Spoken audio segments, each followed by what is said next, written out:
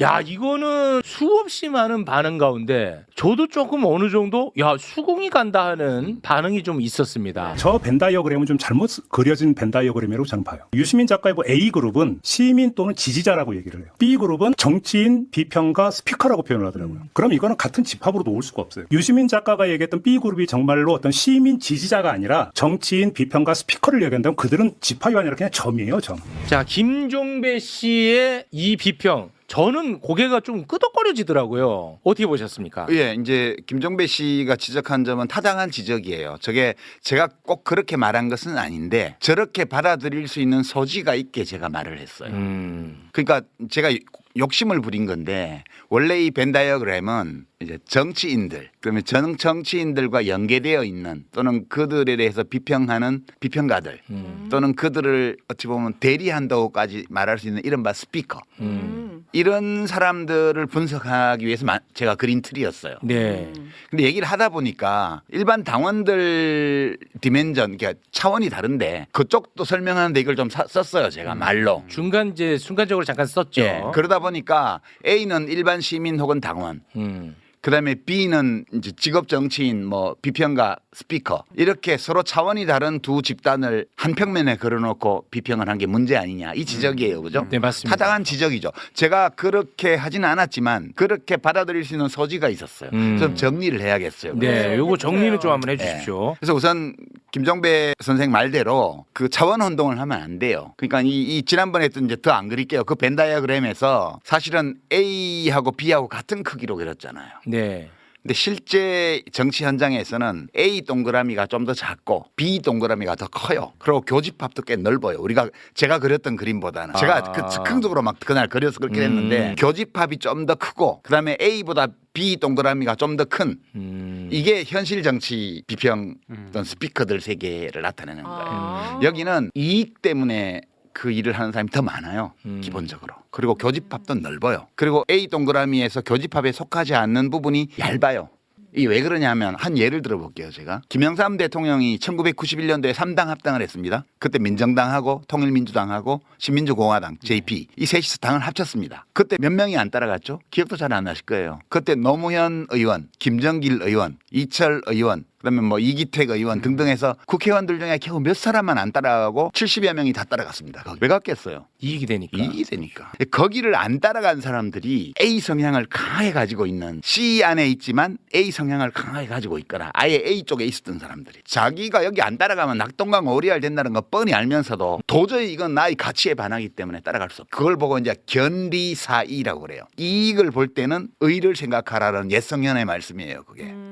적어요. 그 숫자는. 그건 예나 지금이나 항상 적어요. 그 적기 때문에 공자 맹자 선생님들이 이익보다는 의로움을 중시하라고 늘 가르친 거예요. 본성상 그게 많으면 뭐하러 가르치겠어요. 우리 본성이 그런 거예요. 그러니까 벤 다이어그램을 그릴 때 정치인 또는 정치와 직접 관련된 사람들을 차원에서 그리면 그래프는 그 모양이 되고요. 일반 당원 지지자로 내려가잖아요. 그러면 A가 엄청 커요. 아, 지지자 그룹은. 네. A가 엄청 커요. 그다음에 B는 A보다 작은데 B 동그라미는 교집합이 엄청 넓고요. B 쪽으로만 삐져나가 있는 부분은 얇아요. 일반 시민이나 당원들은 이해관계 별로 없어요. 자기가 옳다고 생각하기 때문에 특정 정당이나 정치인을 지지하는 거지 그 사람이 나한테 이익을 주기 때문에라는 게 있긴 있는데 그게 두텁지는 않아요. 그래서 뭐 타워팰리스나 압구정동 현대아파트나 이런 데에서 2번이 막 80% 나오는 거 이런 거는 이해관계 때문에 하는 거예요. 그죠? 이익 투표를 하는 예, 사람들이죠. 그 종부세 뭐 이런 것들 때문에. 네. 부자들 세금 깎아주고 예. 부동산 부양시켜주고 그렇죠. 이익 투표. 예. 그게 있긴 한데 그것이 폭넓게 많지는 않아요.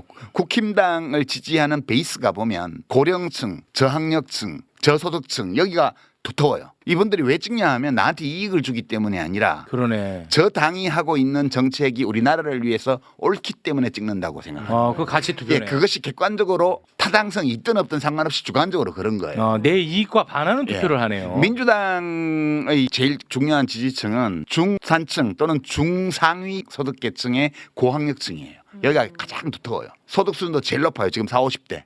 왜 찍을까 하면 나한테 이익을 주기 때문에 아니라 우리 공동체의 미래를 생각할 때 저 당의 정책이 옳기 때문에라고 생각하는 거예요. C네, 가치 투표예요. C죠. 아니. 자, 좀 섞여 있는 오윤혜 거 씨, 아니죠? 요거 좀 잘 못 알아듣는 것 같아서 제가 정리할게요. 지지자들을 A, B, C로 나눌 때는 A가 뭐죠? 가치, 예. B가 이익 추구잖아요. 네. 그러면 A가 뭐 옳고 B가 또 옳지 않다는 게 아니라는 거야. 그냥 그렇다는 거예요. 네. 그냥 그렇다는 거야. 예를 들어서 노년층이 있습니다. 그럼 노인 복지는 원래 진보 아젠다예요. 노인들을 더 잘 살게 해주겠다는 거. 그럼요. 그럼- 기초연금도 민주당이 만들었고 그러니까. 그리고 저기 장기요양보험도 민주당 정부에서 다 그렇습니다. 만들었잖아요. 그러면 노인들이 내 이익을 위해서 투표할 것 같으면 소위 진보, 다시 말해 민주당에 표를 줘야 되는데 민주당에 표를 주지 않고 국민의힘에 주는 거야. 내 이익과 반하는 투표를 하잖아요. 네. 가치 투표. 요게 가치 투표야. 이해했는데 거기까지. 그러니까 그렇죠. 네. A랑 B 중에 뭐가 더 우고 뭐가 열이다가 말할 수가 없잖아. 네. 됐죠? 네. 네. 그래서 뇌과학에서 지금 널리 인정된 통설에 따르면 인간의 뇌는 모든 동물의 뇌는 유전자가 자기 자신을 후대로 전승시키기 위해서 만들어낸 생존 기계라는 게 일반적으로 받아들여지는 학설이에요. 네. 이게 생존이 생존하기 위해서는 돈 벌어야 되고요. 재산 늙어야 되고요. 네. 그리고 무슨 학위 명문대학 가서 학위 따야 되고요. 그렇죠. 그렇잖아요. 네. 그리고 권력 얻어야 되고요. 네. 또 명예에도 생존에 유리하잖아요. 그렇죠. 이런 거를 지향하는 게 인간의 기본이에요. 네. 근데 이거를 기본으로 하는데 이걸 안 하는 사람은 없어요. 근데 동시에 이것만 하는 사람도 없어요. 이거를 하면서도 그래도 옳게 살아야 되지 않아? 멋있게 살아야 되지 않아? 훌륭한 인생을 살아야 되지 않겠어? 이 생각도 동시에 해요. 제가 A와 B를 나눈 것은 어떤 분들은 그렇게 두모 자르듯이 칼로 자르듯이 잘라지는 거냐? 안 잘라져요.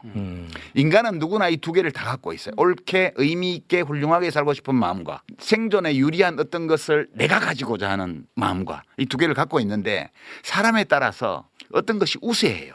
이렇게 확연하게 우세한 사람들이 이익에 대한 생존에 대한 것이 우선 어떤 사람이냐 하면 정부가 어떤 정책을 딱 냈어요. 그럴 때 반응이 두 가지로 갈립니다. 이거 나한테 이익이야 손해야? 이 생각부터 하는 사람이 있어요. 이게 세상에 좋은 거야 나쁜 거야? 이 생각부터 하는 사람이 있어요. 어떤 생각을 먼저 하느냐는 물론 이게 옳은 거야 아니야 먼저 떠올리는 사람도 근데 나한테는 이게 이익이야 손해야도 생각해요. 우선순위가 다르다는 네, 거지. 네. C는 뭐냐? C는 그 두 개 사이에 균형을 취하려고 노력하는 거예요. 그러니까 사회적 약자에 대한 공감을 심하게 해버리는 사람은 마더 데레사나 마하트마 간디나 이런 사람처럼 돼버려요. 그러니까 이 종교 성인들이 다 그런 사람들이에요. 극단적으로. 네. 그 반대쪽 있잖아요. 반대쪽이 윤석열 같은 사람, 돈이 뭐 몇 조 있으면서 또 뭐 탈세하고 이런 사람, 그런 사람들이 B의 극단이에요. 이게 전혀 다른 종이 아니에요. 이걸 가지고 무슨 우생학이다 이렇게 말하는 사람도 있고, 좀 듣고 말을 하세요. 듣고 내가 말을 하는 거를 그렇게 나눈 거고요. 이 C는 그 두 마음을 다 가지고 있는데 늘 살피는 거예요. 지나치지 않을까 네. 어느 쪽으로. 그래서 공감하면서도 제한하죠. 내가 어디까지 뭘 해줄 수 있지? 그래서 마더 데레사처럼은 안 되고 기회 있을 때 기부를 한다든가 봉사를 한다든가 이렇게 하는 거예요. 자기 할 수 있는 만큼. 제가 결론은 그거였어요. C가 굉장히 넓게 포진하고 있는 사회는 좋은 사회가 될 가능성이 많고. 근데 C가 제일 많지 않아요? 전 상식적으로 C가 제일 주변에 많은 것 같은데. 정치권에는 그렇지 않아요. 정치권에는 약간의 그 A가 있고요. 그다음에 상당한 규모의 C가 있고요. B가 제일 많아요. 제가 겪어본 바로.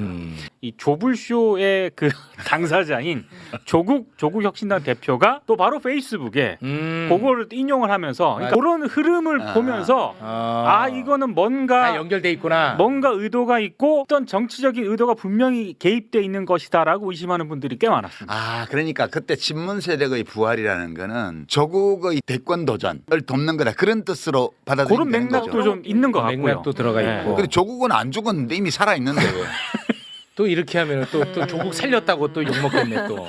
그러니까 죽은 친문 중에 누구를 살리는 게 친문 부활이야? 이렇게 물어봐요. 문재인 대통령은 퇴임하실 때 거의 50%의 국정수행 지지율 상태에서 퇴임하셨어요. 저는 개인적으로 문재인 대통령이 인격적으로 우리 모든 대통령 우리가 겪었던 대통령이나 정치인들 중에 가장 완성된 분이라고 제가 늘 얘기를 해왔고 네. 지금도 저는 그 문재인 정부를 제가 일은 안 했지만 문재인 대통령을 되게 좋아해요. 제가 지금도. 이슈가 이슈인지라 그런 얘기를 짧게 하세요. 그런데 문재인 이슈가 대통령이 이슈인지라. 부활해야 될 이유도 없고요. 그다음에 소위 친문을 자처하면서 막 나대다가 집단적으로 망한 사람들이 있었잖아요. 지난번 총선 때. 근데 그분들은 부활할 수가 없어요. 어차피. 그분들은 폭망했죠. 예, 폭망해가지고 부활을 요구하는 사람도 없고 부활이 가능하지도 않아. 네. 끝났어 거긴. 그래서 이제 최민희 의원 정리로는 그거는 친낙계다. 친문이 아니고. 친이낙연계. 그러니까 이제 문재인 정부 때 그 주류가 이해찬 당대표를 따르는 쪽이 한 갈래가 갔고 한 갈래가 이낙연 씨를 따르는 갈래가 갔는데 이낙연 씨를 따랐던 갈래들은 총선 대선을 거치면서 다 망해버렸다 여기는. 부활할 가능성도 없고 요구하는 사람도 있고 없고 원하는 사람도 없고 부활할 역량도 안 돼. 네. 그런데 뭘 부활시키는 거야? 그러면 조국 대표가 그렇지. 만나보네. 그래서 그 맥락에서 지난번 합당 파문 때 저를 또 공격을 엄청 네. 했잖아요. 네. 근데 그것 때문에 제가 최진봉 교수한테 봤냐고 했을 때 또 화를 내시더라고. 이제 최진봉 교수가 그 국대 토크 하시잖아. 출연자가 뭐 김영민 목사도 있고 뭐 많아. 출연자가 와서 제가 정청래 대표하고 짬짬이 해가지고 합당을 추진하다가 망했다. 이 기조로 말을 하는데 최진봉 교수가 그거에 대해서 브레이크를 안 걸더라고. 제가 합당을 해야 된다고 얘기한 적이 없거든. 우리나라의 정치 지형과 관련해서 그날 뉴스공장에서 얘기했던 게 2월 1일 날인가 그 이해찬 대표님 네. 장례식 끝나고 나서 출연해가지고 백낙천 교수가 마지막 추도사 순서에서 한 얘기가 민주당이 다 통합해서 혼자서 한국 정치를 책임져 나가는 거하고 민주당이 중심이 되어서 이 변혁적 중도 이념에 동의하는 여러 정당들을 아울러서 연합 정치를 하는 거하고 어느 게 나은지에 대해서 서로 의견이 다른데 그 대답을 들을 수 없게 됐다. 이런 취지의 추도사를 하셨어요. 제가 그게 되게 중요한 거라고. 민주당 정치인들이 그 고민해야 되는 문제라고. 그래서 그 기획으로 가면 조국 혁신당이 합당하지 말고 좀 힘들더라도 밖에서 생존하면서 민주당하고 연합해 나가는 방안이 있고 그러나 조국 씨와 지금 조국 혁신당의 당원들이 그걸로는 만족을 못하고 우리가 그러면 정권을 잡아서 한번 우리의 사회권 선진국이라는 구상을 실현해보자. 이렇게 마음 먹는다면 합치는 게 맞다. 그렇게 제가 얘기를 했어요. 조국 대표가 그냥 그렇게 한국 정치의 혁신과 발전을 위해서 나는 봉사하겠다. 그러면 밖에서 하고 내가 한번 대통령에 도전해보겠다 이런 생각이 있다면 합치는 게 맞지. 그 얘기를 왜 했어? 또 대통령 도전. 아니 그거는 경우의 수가 2개밖에 없고 그 2개의 경우의 수를 다 얘기를 한 거예요. 저는 꼭 합당하는 게 바람직하다고 생각하지 않아요. 네. 근데 이제 그렇게 얘기를 한 걸 빌미로 잡아서 집권 1년 차에 벌써 차기 얘기를 하냐부터 맞아요. 시작해가지고 네. 온갖 요걸 아니 집권 1년 차인데 당연히 지지자들은 근심하죠. 지난번에 문정부 끝나고 정권 재창출이 안 돼서 그 난리가 났잖아요. 그렇습니다. 내란까지 가고 그 다음에는 또 민주당이 계속 집권해야 될 텐데 다음에는 누가 있지? 이 고민들을 시민들은 다 한다고요. 근데 대통령 집권 1년 차니까 그런 얘기를 하는 것 자체가 불경스러운 거라고? 아니 우리가 무슨 왕 뽑았어? 그때는 조금 서운했거든요. 유시민 작가님 다음 대권 얘기할 때. 요 감성을 알아야 돼요. 그 감성을 전달해 주세요. 조국 대표님이 쇄빙선의 역할을 엄청 잘 해오신 것도 있지만 최근에 여러 이슈들로 인해서 네. 정치력을 보여준 적은 없잖아요. 그래서 저는 네. 막 부산이나 이런 데 나가셔가지고 막 하셨으면 좋겠는 거예요. 그런 상황인데 갑자기 합당을 한다고 하니까 약간 이렇게 올라왔다가 아직은 다시 검증해야 될 시간이 아직도 많이 남아있는데 거론된 분이 이제 조국 대표님이다 보니까 네. 근데 차기 대통령은 이재명이라고 저는 계속 아직도 생각하고 있는 상황에서 네. 또 이제 뭐 얼굴에 점 찍고 나오라고?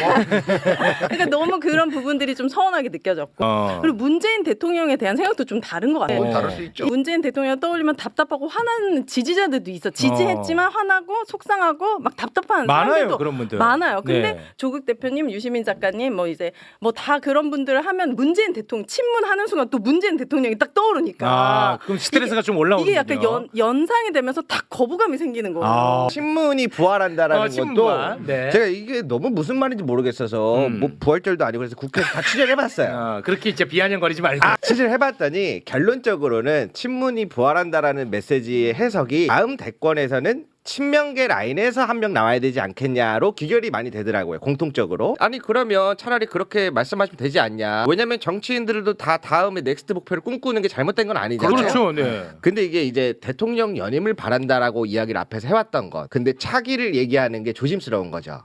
그리고 두 번째로는 이제 국민주권, 당원주권 시대잖아요. 네. 그런데 당원들의 의사가 반영되지 않은 자기들이 후보를 이야기하는 게 자체가 조심스럽다 보니까 친명계에서 한 명 나왔으면 좋겠다라는 말을 못하니까 친문이 부활하는 걸 막아야 한다. 이렇게 귀결되는 게 있더라고요. 지금 그럼 민주당 내에 친명은 누구고 친문은 누구예요? 아니 그 정청래는 뭐야? 친명이지. 친명이에요? 예, 제가 알기로는 대통령이 통합하는 게 좋겠다고 말씀하셔가지고 정청래 대표가 추진한 걸로 아는데 내가 아는 바로는 그런 얘기는 또 왜 하세요? 아니 그 정청래가 뭐냐고. 친문이야 친명이야. 내가 만약에 정청래라면 내 정치를 위해서 나는 친명할 것 같거든. 그렇지 않겠습니까? 네. 아니 지금 와서 친문하면 뭐 할 거야? 그러니까 나는 그렇게 생각해요. 죽었는데 아니, 부활해야 되는데. 나는 그래. 그래서- 나는 워낙 비입니다. 오늘 오해 소지를 없애기 위해서 저는 비로 가겠습니다. 그래서 비 민주당에 좋아, 있는 비 좋아. 분들은 네. 사실 제가 보기에는 다 친명분이 맞는 것 같아요. 네, 근데 근데 이 안에서도 좀 더 선명성 경쟁이 일어나는 것 같아요. 그 민주당 안에서도 서로 이재명 내가 대통령의 충신이다. 라고 하는 이 선명성 경쟁에서 좀 더 나를 친명으로 부각시킨 사람들이 나타나고 있고 그래서 뭐 이제 팀 이재명 그 외에는 팀 김어준 이런 식으로도 지금 여기까지 이 현상들이 전 이어지고 있다고 그러니까 봐요. 내가 지난주에 얘기한 게 바로 이 얘기잖아. 네. 정확했다니까요. 왜 유 이재명을 내걸고 누구를 공격하냐 이거야. 그거는 이제 지금 김대호 기자가 얘기한 저건데 저거를 내가 약간 벤다이어그램이라는 그런 시각적인 도구를 통해서 얘기를 했던 거고 이제 그런 거에 불과해요. 근데 사실 뭐랄까 그 친명에서 나와야 된다? 그거 안 돼요. 그게 나올 수도 있지만 그 기획한다고 되지를 않아요. 되게 보면 김대중 대통령 임기 끝날 때 동교동계에서 못 냈죠. 그때 이인재 씨를 양자로 영입해가지고 이인재 대세론이 있었는데 그게 노풍에 무너진 거 아니에요. 그다음에 참여정부 끝날 때 노무현 정부 끝날 때 이해찬 대표가 끝까지 경선을 했는데 그 친노인데 안 되잖아요. 친노. 그러네. 그건 그러니까 친노가 맞고. 반노무현 차별화 정책을 썼던 정동영 후보한테로 넘어갔잖아요. 네. 후보가 안 됐죠 그때. 문재인 대통령 퇴임할 때 친문이 됐어요. 이재명 대통령이 그때 후보된 거 아니에요. 후보였죠. 네. 한 번도 우리 정치사에서 민주화 이후에 기존 집권 세력의 대통령과 친하다는 그 노선으로 그 당의 후보가 된 예가 없어요. 저쪽은 안 그런가? 노태우 정권 끝날 때 누가 됐어요? 김영삼. 김영삼. 김영삼 끝날 때 누가 됐어요? 김영삼하고 싸웠던 이회창. 그렇잖아요. 이명박 대통령 끝날 때 누가 됐어요? 박근혜. 이명박하고 죽자고 싸웠던 박근혜야. 박근혜 끝나고 누가 됐어요? 후보가 홍준표. 홍준표. 친박 아니잖아. 그러니까 어느 정당을 막론하고 집권 세력, 집권한 대통령 계보에서 대통령이 안 나왔을 뿐만 아니라 그 집권당의 후보가 된 예도 한 번도 없어요. 그러니까 그런 건 다 헛꿈이야. 역사적 사례를 보라고요.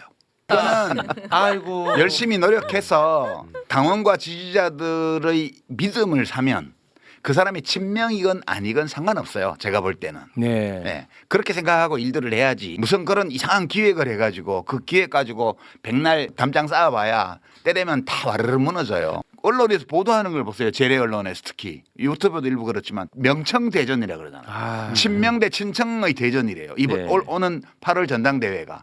그거는 완전히 허구거든요. 분열책동이고. 근데 그거를 받아안고 무슨 자기가 친명임을 내세우면서 장사하는 사람들 있잖아요. 전형적으로 B죠. 그렇죠.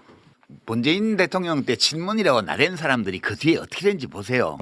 전형적인 B그룹의 행태를 보이다가 다 망했잖아요. 네. 그렇게 되면 안 된다고. 예. 그러지 마시라고 제가 그렇습니다. 얘기하는 거죠. 예. ABC 벤다이어그램과 관련해 가지고 이거는 굉장히 궁금해요. 지금도 왜 이렇게까지 언론은 여기에 열광하는지. 실제로 이제 민주당 당원들이나 지지자들을 갈라치는 수단으로 쓸 수 있다고 보는 거예요. 근데 그렇게 되지 않아요. 저는 보통의 그런 당원들이나 지지자들은 이 벤다이어그램을 정치인들을 대상으로 한 거로 이해했다고 보고요. 그렇겠죠. 예, 이해했다고 보고요. 그렇겠지.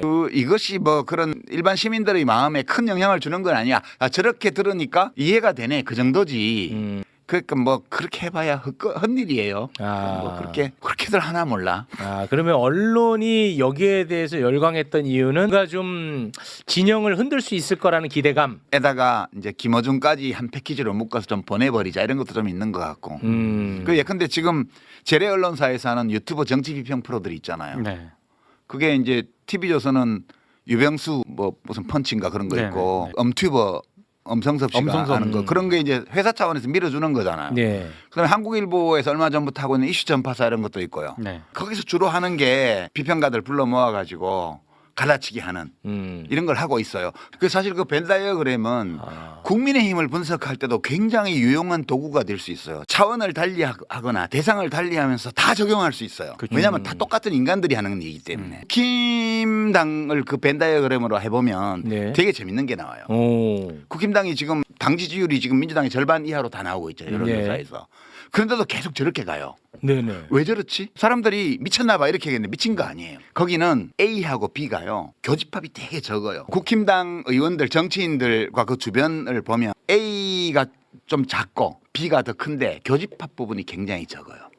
지금 정치인에 국한 지어서 말씀하시는 네, 거죠? 정치인과 그 네. 주변 스피커 굉장히 이념적으로 경직된 것처럼 보이잖아. 부정선거론 막 들먹이고 당 지도부도 윤석열하고 뭐 절연한다는 이상한 선언문 하나만 내고는 실제 인적 청산이라는 건 전혀 안 하고 있잖아요. 네. 당이 망해가는데도 왜 저렇게 가지라고 의아해요 사람들이. 네네. 근데 그거 왜 그러냐면 교집합이 굉장히 작은 가운데 윤어게인을 가치로 하는 그 유권자 집단 또는 당원 집단이 커진 거예요. 이렇게 되니까 상층 정치인 레벨에서 어떤 일이 벌어지냐 하면 당권 경쟁을 하거나 공천 경쟁을 할 때 가치에 입각해서 하는 동그라미가 커진 여기에 맞춰야 이익을 얻을 수 있잖아요. 그렇게 되면서 일반 당원이나 지지자 차원에서는 가치 중심으로 결정하는 층의 비중이 커졌고요. 상층부에는 그거에 제약을 받는 이익을 추구하는 원이 굉장히 커져 있어요. 상하층의 격차가 굉장히 커진 거예요. 이렇게 되면 망하는 거죠. 그러면은 윤어게인의 가치는 뭐예요? 그건 저도 잘 이해를 못하지만 그들의 가치가 있다고 우리가 인정을 해야 되죠. 그게 뭘까? 지금 이재명 윤어게인의 대통령은 가치? 잘 못한다. 이게 한 25, 30% 나오잖아요. 그다음에 뭐 호르무즈에 파병해야 된다도 나오잖아요. 네. 그들의 가치가 있는 거예요. 거기. 그 사람들이 지금 당원 지지자 층에서 압도적 다수를 차지하고 있기 때문에 대구에서 여론조사하면 이진숙이 1등 나오잖아요. 그렇죠. 그러니까 국힘은 당원 베이스가 극단화돼 가지고 이익을 중심으로 의사결정을 하는 정치인들이 저렇게 가는 거예요. 재래식 언론의 보도를 보면 되게 흥미로워요. 이제 거기서 각광받으면 다 망했거든요. 지난 몇 년간. 네. 소위 뭐 친명횡재 비명행사라는 그 유행어를 만들었잖아요. 지난 총선 때. 네. 그때 어마어마하게 이른바 비명계라고 하는 사람들을 띄웠어요. 띄웠는데 그나마 자리 받은 사람은 박용진. 박용진 의원 하나 자리 받았고 나머지는 네. 다 당을 나가는 바람에 다 망했어요. 근데 그때 그 사람들이 그때 매불쇼에서 그 얘기했어요. 재래 언론에서 막 띄워주니까 자기가 굉장히 대주주인 것처럼 맞아. 또는 영향력이 센 것처럼 주체 역량에 대한 과대평가를 하게 되어서 저렇게 나가서 세미래니 뭐니 만들고 무소속 나가봐야 10% 못 넘길 거다. 그렇게 얘기를 했는데 그렇게 됐잖아요. 네. 위험해요. 재래 언론에서 칭찬받는다는 것은 되게 위험한 일입니다. 그 김병기 의원이 지금 굉장히 어려운 처지에 놓였는데 네. 그때 원내대표 될 때 MBC에서 그 아드님 문제 가지고 네. 보도를 했잖아요. 그렇습니다. 그러면서 그 당원들 민심, 지지자들 민심은 김병기 의원으로 확 쏠렸거든. 서영교 맞아. 의원하고 경쟁할 때. 맞아. 지금 분위기가 그렇습니다. 그러니까 지금 기묘한데 김민석 총리로 추정되는 이현주 의원으로 추정되는 의원과 국무위원 사이에 텔레그램 문자 그게 지난번에도 찍혔잖아요. 그거 아니라고 했어요. 아니라고 양쪽 다. 했어요. 아니라고 했는데 둘 다 아니라고 그러면 했습니다. 장인수 기자 보고 왜 그 무슨 검사들한테 공소 취소를 자발적으로 하면 어떠냐고 말했던 대통령 측근 고위 인사가 누군지에 대해서 왜 안 밝히냐고 막 엄청나게 공격을 해요. 근데 뉴스원에서는 그거 왜 안 밝혀요? 국무위원하고 국회의원인데 여당에 안 밝히잖아요. 끝까지 안 밝혔어요. 이런 이중잣대가 뭐냐 할 때 이 언론이 그 지난번 텔레그램의 당사자들은 보호해 주는 거예요. 그러면 보호해 줘야 될 대상과 까야 될 대상을 어떻게 고를까?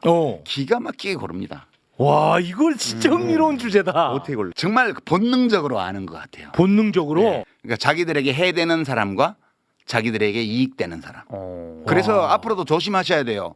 지금 뭐 어떤 분은 뭐 무죄 받고 지금 정치로 복귀했는데 막 조중동을 포함해서 재래 언론에서 막 단독 인터뷰해주고 어마어마하게 띄우고 있어요. 조심해야 됩니다. 와, 이거 참 흥미로운 그 주제입니다. 사람들이 감별을 엄청 잘해요. 그러니까 이재명 대통령과 민주당에 해될 사람들을 띄웁니다. 계속 몇 년 전부터.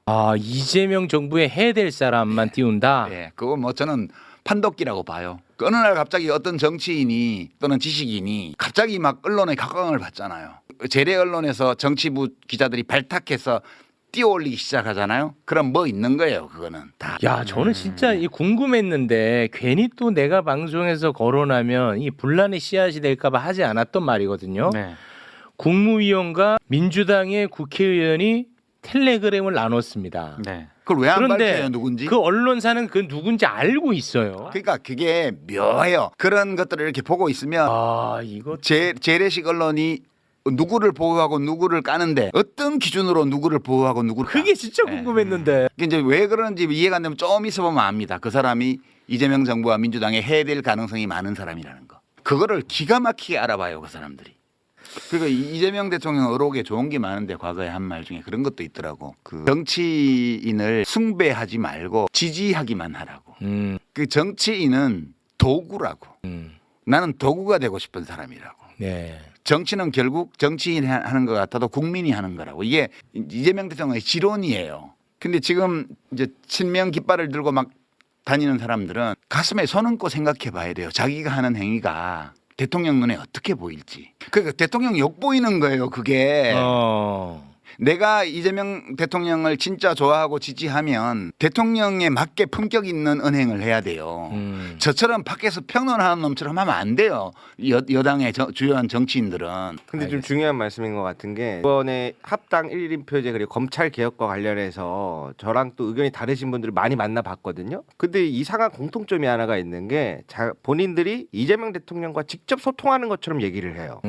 저를 설득하는 과정에서. 그래서 차 한잔하면서 만난 분들마다 자기가 대통령과 직접 만나서 얘기한 것처럼 저한테 전해주는 거예요. 네. 이게 여러 명이 되니까 아 이건 이상하다. 왜냐면 대통령님 순방 가셨는데 어떻게 다 만났다는 거야. 아, 그래. 그래서 이러한 부분들에서는 조금 유의해서 볼 필요가 있다라고 말씀드리고 싶습니다. 네. 재래 언론이 띄워주는 정치인이야말로 가장 위험한 독배라는 사실을 유시민 작가가 적나라하게 폭로했습니다. 이익만 쫓는 정치 자영업자와 가치를 지키는 지지자를 구분하지 못하면 결국 우리 정치는 무너지고야 마는 것 아니겠습니까? 조국혁신당의 행보를 두고 벌어지는 친문 부활 논란 역시 본질은 결국 누가 이재명 정부의 성공을 진심으로 바라는가에 달려 있습니다. 민주당의 해가 될 인물만 골라가며 스포트라이트를 비추는 언론의 감별법에 더 이상 쏘가서는 안 된다는 증언도 나왔습니다. 진정한 지지라면 맹목적인 숭배가 아니라 대통령의 품격에 걸맞은 행동으로 그 진심을 증명해야 마땅하지 않겠습니까? 이 영상에 좋아요와 댓글 달아주시면 더 많은 사람들이 이 영상을 볼 수 있습니다.